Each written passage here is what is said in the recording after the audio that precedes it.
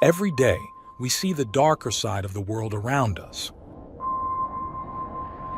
We witness how people can hurt others in ways that are hard to understand. It's a sad part of life, but it's something we can't ignore. As someone who dives into the world of crime, I'm here to share the most shocking stories and try to understand what drives people to do such things. I'm Michael, and today, I've got another unreal true crime story for you. On a chilly December night in 2016, the peace of a quiet Toronto neighborhood was shattered by the sound of a woman's screams. Screams that suddenly stopped as quickly as they began.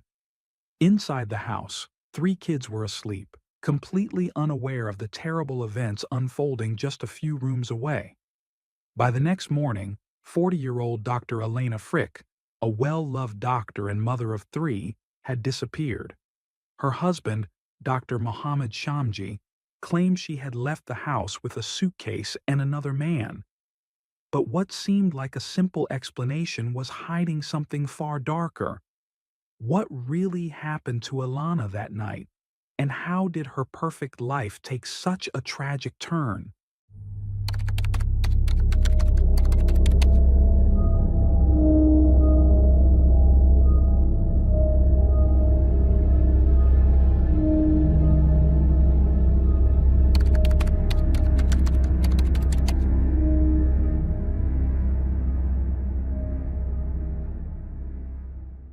Alana Frick was born in 1977 in Windsor, Canada, to Joseph and Anna Frick. She had an older sister named Caroline. Her parents were originally from Croatia and had moved to Canada in the 1960s to work for General Motors. After Caroline's birth in 1970, the Fricks faced heartbreak, losing two pregnancies and being told by doctors they wouldn't be able to have more children. Against all odds, Ilana was born in 1977, and her parents saw her as nothing short of a miracle. When Elena was young, the family relocated from Windsor to Tecumseh, a small town in southwestern Ontario where she grew up. Known as a bright and curious child, Elena spent much of her free time immersed in books. She attended St. Peter's Elementary School and later Santa Ana High School. In high school, she participated in Croatian folk dance and spent her summers working in nearby cornfields. Elena was also athletic, joining her school's track and field team. During her school years, Elana met a boy named Mathieu Renaud, and the two quickly became inseparable. They shared everything, from meals with each other's families to a deep love for music. In the 1990s, they fulfilled a shared dream of attending a Nirvana concert, their favorite band. Their bond seemed unshakable, and friends and family believed they were destined to marry. However, life took a turn after high school when Alana began studying medicine at the University of Ottawa, while Mathieu stayed in their hometown. The long-distance relationship proved challenging, and despite their engagement, Elena eventually ended it, focusing entirely on her studies. Elena's drive to succeed stemmed from witnessing her parents' grueling work at the General Motors factory. She often remarked on how exhausting their jobs were and resolved to secure a career that offered financial stability and a better quality of life. Her determination paid off, and she excelled during her time at medical school. In 2003, while working as a resident at the Ottawa Hospital, Ilana was playing pool in the recreation room when she caught the eye of Mohammed Shamji, a neurosurgery resident. Mohammed, the son of renowned thoracic surgeon Dr. Farid Shamji, came from a wealthy and prestigious family in Ottawa. He had attended the country's best schools and was considered a medical prodigy. Mohammed began joining Ilana for games of pool and eventually asked her out. Ilana was captivated by his intelligence, ambition, and elite background. Despite her growing feelings, she sometimes doubted whether she was good enough for him. Their relationship, however, was far from perfect. While Ilana was deeply invested, Muhammad's behavior often left her disappointed. He skipped her medical school graduation under the pretense of being ill, only for her to later discover he had been out with friends. He was also unfaithful, seeing another woman from his university days. Despite these red flags, Muhammad's charm and persistence convinced Elena to stay with him, even after she had tried ending the relationship twice. In April 2004, Elena introduced Muhammad to her parents. Joseph and Anna were unimpressed, finding him distant and disinterested in engaging with them. Joseph advised Elena not to settle for someone like Muhammad, believing she deserved better. One morning, Anna overheard the couple arguing. When she asked what was wrong, Elena, visibly upset, insisted it was nothing more than a sleepless night. Anna left them alone, assuming it was just a harmless disagreement. Not long after, Elena discovered she was pregnant. Muhammad faced a dilemma, as his Muslim parents would be furious about an out-of-wedlock child and his choice to marry outside their faith. Weighing his options, Muhammad decided marriage was the best solution. Together, he and Elena began planning two weddings, one to honor his family's traditions and another for hers. On September 1, 2004, Elena and Muhammad held a traditional Muslim ceremony in Ottawa. At nearly 5 months pregnant, Elena adhered to the customs, including having her hands adorned with intricate henna designs, which her Christian mother found unsettling. The wedding highlighted the stark contrast between the couple's backgrounds. Elena's guests were primarily hard-working relatives, while Muhammad's were prominent figures in the medical community. Alcohol was officially forbidden at the ceremony, though some guests discreetly drank in the parking lot. While their union seemed like a compromise between their different worlds, the complexities of their relationship hinted at the challenges that lay ahead. Before their second wedding at a Catholic church, Elena and Muhammad were required to attend several counseling sessions. Muhammad, however, refused to participate and asked John Mark, a mutual friend, to attend in his place. When John declined, the sessions were skipped entirely. Despite Muhammad's indifference and lack of effort, the couple proceeded with a small wedding ceremony at St. Francis of Assisi Church in Windsor. Unlike their first wedding, this one was modest, with fewer guests. To hide the lingering henna tattoos on her hands, Elena wore elbow-length white gloves. After the ceremony, the couple rode in a limousine to the Caesars Hotel and Casino, where they spent part of their honeymoon. Shortly after, they purchased a home in Ottawa and moved there. Elena began working as a family doctor at the Ottawa Hospital, while Muhammad continued his residency in neurosurgery. In January 2005, after a challenging pregnancy, Elena gave birth to a baby girl. She was overjoyed by the arrival of her daughter, but Muhammad appeared detached and uninvolved. His focus remained on his career, often retreating to the upstairs study as soon as he returned home, barely interacting with his wife or child. Tensions grew when Muhammad's family visited shortly after the baby's birth. Elena, upstairs breastfeeding, didn't come down to greet them, which enraged Muhammad. Later, he berated her, claiming it was her duty to welcome guests at the door as a sign of respect. Feeling increasingly isolated, Elena confided in her parents, saying she felt as if she were walking on eggshells in her own home. Over time, Muhammad's controlling behavior escalated, and he began having unprovoked fits of anger. While Elena rarely spoke about her struggles, friends and family noticed her growing unhappiness. Muhammad also criticized her appearance, ridiculing her weight gain and belittling her cooking. A month after the baby's birth, tensions reached a breaking point when Muhammad, in a panic, called Elena's parents, claiming she wanted a divorce. Elena quickly took the phone from him, assured her parents that everything was fine, and ended the call. Not long after, while her parents were preparing to attend church one Sunday, they received a missed call from Elena's home.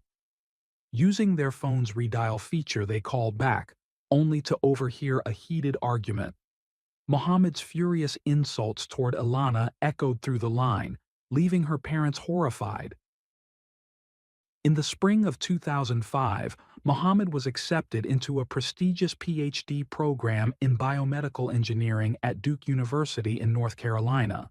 Seeing this as an opportunity, Ilana enrolled in Duke's master's program in public policy, and the couple planned to move to the United States that fall. However, just days before the move, an argument turned violent, and Mohammed physically assaulted Ilana. Terrified, she took her daughter and sought refuge at a friend's apartment. Mohammed, unaware of her location, began calling mutual friends until he eventually found her. After 3 days, he promised to stay with his parents if she returned home. Still afraid, Elena agreed, but asked John Mark to stay nearby for protection until her own parents could arrive. Following the incident, Mohammed faced 3 criminal charges, one for assaulting Ilana and 2 for issuing threats. These charges jeopardized both his career and his ability to cross the U.S. border to begin his studies at Duke. To salvage his future, Mohammed worked to reconcile with Ilana. A few weeks later, the family baptized their daughter in a church in Windsor. When guests at the reception asked why Mohammed wasn't there, Ilana told some he was working, but privately admitted to her cousin Rob that they'd had another fight. Rob urged her to leave Mohammed, assuring her she could find someone who truly loved her. Ilana, however, insisted they would work things out.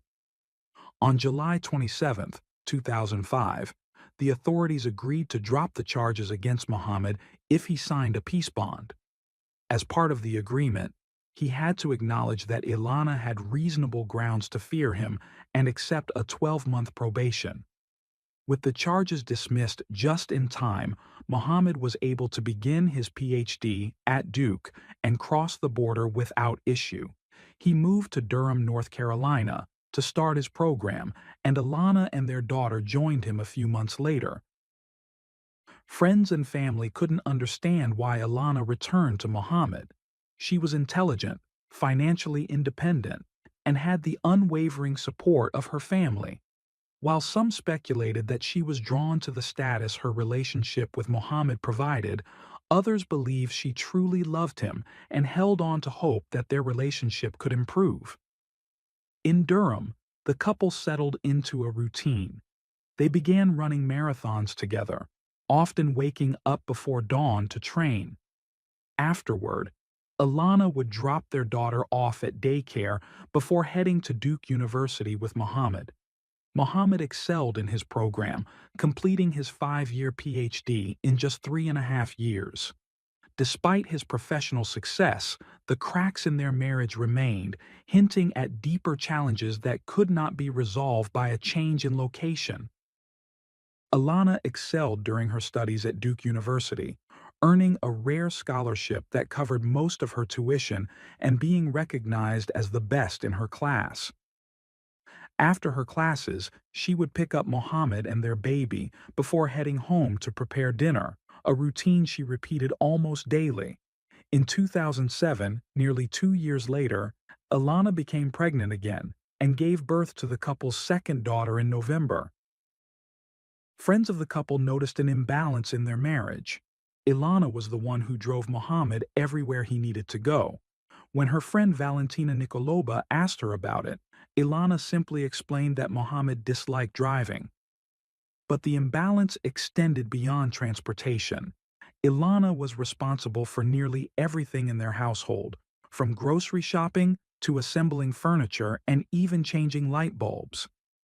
Despite her efforts, Ilana often downplayed her own importance, frequently telling friends how brilliant Mohammed was and how insignificant she felt in comparison. To outsiders, Ilana appeared to hold control in the relationship.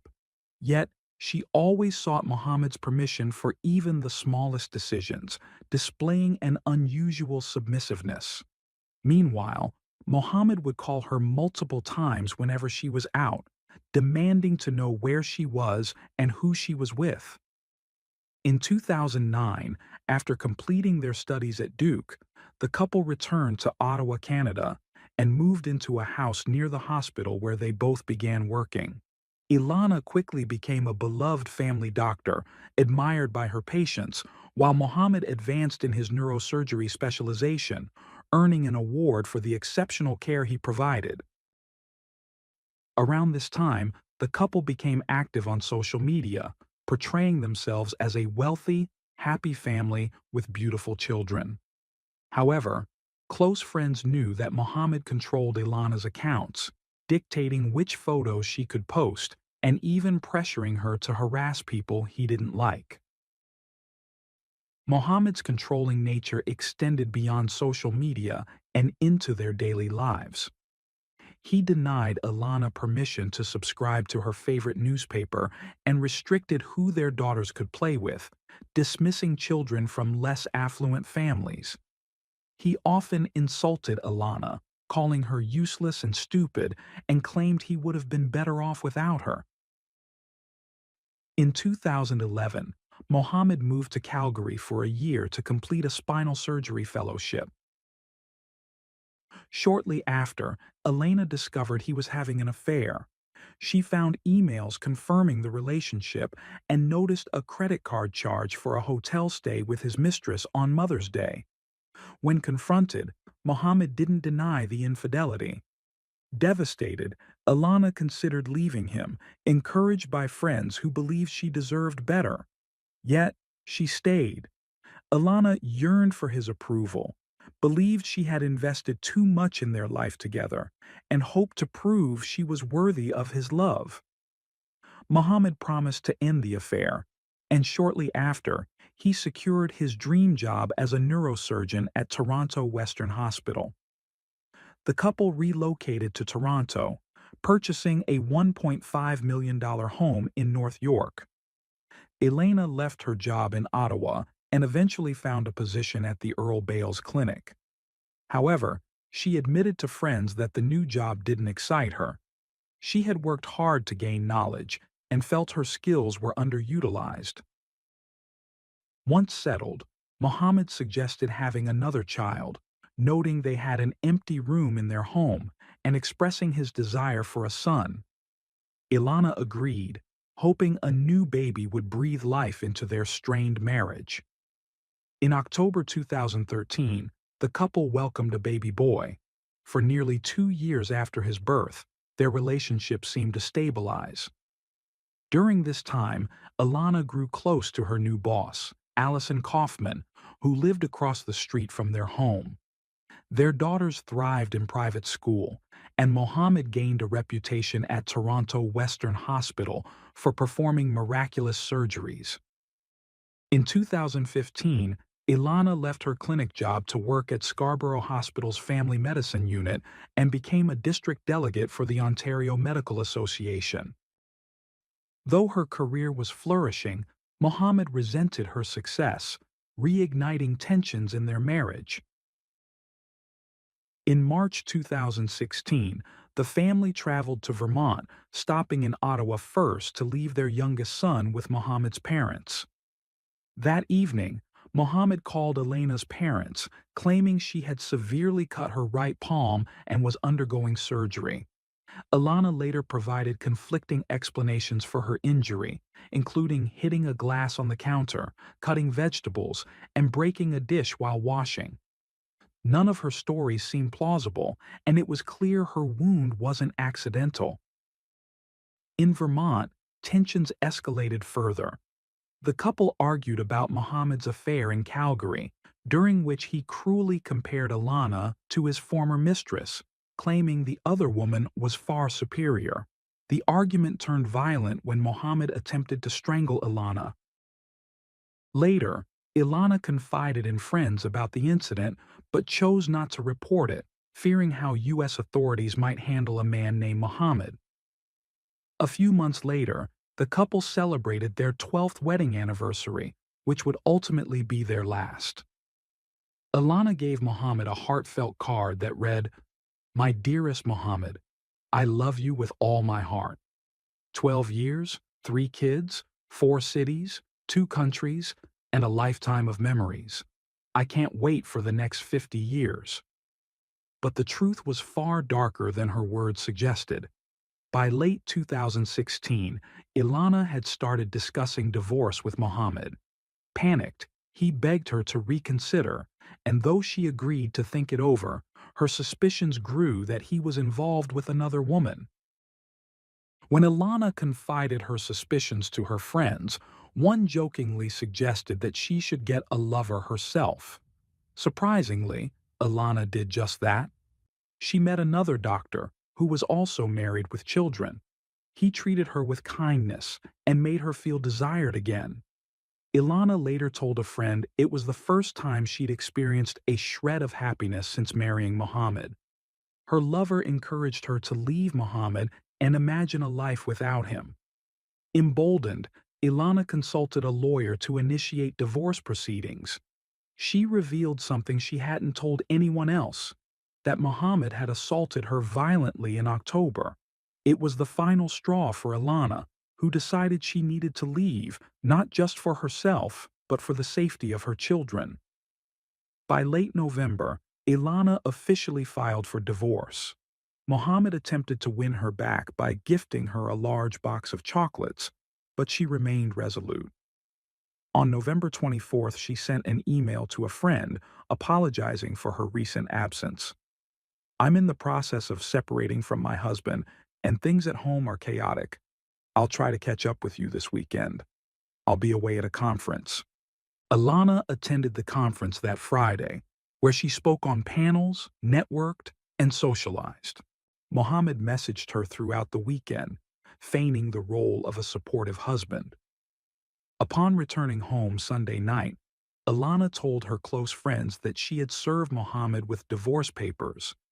Her lawyer had contacted him on Monday, emphasizing Ilana's desire for an amicable and swift resolution and requesting full financial disclosure. Ilana moved into the basement of their home, but Mohammed repeatedly moved her belongings back into the master bedroom. On December 1st, 2016, Ilana's family tried unsuccessfully to reach her throughout the day. Worried, they called Mohammed, who hesitantly claimed that Ilana had left the house the night before with a suitcase and her boyfriend. Ilana's mother, knowing her daughter would never abandon her children, contacted Allison Kaufman, Ilana's former boss and neighbor, asking her to check the house. Allison peered into the garage and saw that Ilana's car was still parked there. She informed Ilana's parents, who immediately called the police and set out on an overnight drive from Windsor to Toronto. When officers arrived at the house, Mohammed repeated his story about Ilana leaving with a suitcase. Following protocol, they searched the residence for any signs of her, but found nothing. Later that day, police discovered a woman's body stuffed inside a suitcase near the Humber River. She was barefoot, dressed in pajamas, and had severe head injuries. The autopsy revealed she had been beaten, sustaining blunt force trauma before being strangled. The body was taken to Elena's parents for identification. While Ilana's mother, Anna, couldn't recognize her daughter due to the swelling and damage to her face, her father, Joseph, tearfully confirmed her identity. "This is my daughter." The investigation quickly pointed to Mohammed Shamji as the sole suspect.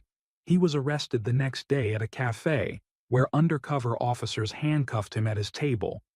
Police discovered that Ilana had attempted to call 911 on the night of her murder, but only managed to dial 611 before Mohammed stopped her. It was also revealed that he killed her while their 3 children were in the house. Their eldest daughter later recounted hearing her mother's screams from her room. Fearing an intruder, she crept to her parents' bedroom and saw her father lying face down on the bed. When he noticed her, he ordered her back to her room. The crime shocked Canada, garnering widespread media attention. The seemingly perfect marriage of 2 accomplished doctors had ended in unimaginable tragedy. Elena's funeral was held on December 17, 2016, at St. Francis of Assisi Church in Windsor, the same church where she had been baptized and married the man who would eventually take her life. While awaiting Muhammad's trial, Joseph and Anna Frick moved into their daughter's home to care for their grandchildren, ensuring they could remain in their school during such a difficult time. In May 2019, over 2 years after the crime, Mohammed Shamji pleaded guilty as part of a deal with prosecutors, avoiding a full trial. He was sentenced to life in prison, with no chance of parole for 14 years. The case received extensive media coverage, and millions of Canadians followed the sentencing. Alana's eldest daughter publicly stated that she hated her father for what he had done and doubted she could ever forgive him. Today, Alana's children live with their maternal grandparents in Windsor. They frequently talk about their mother, but refuse to mention their father's name.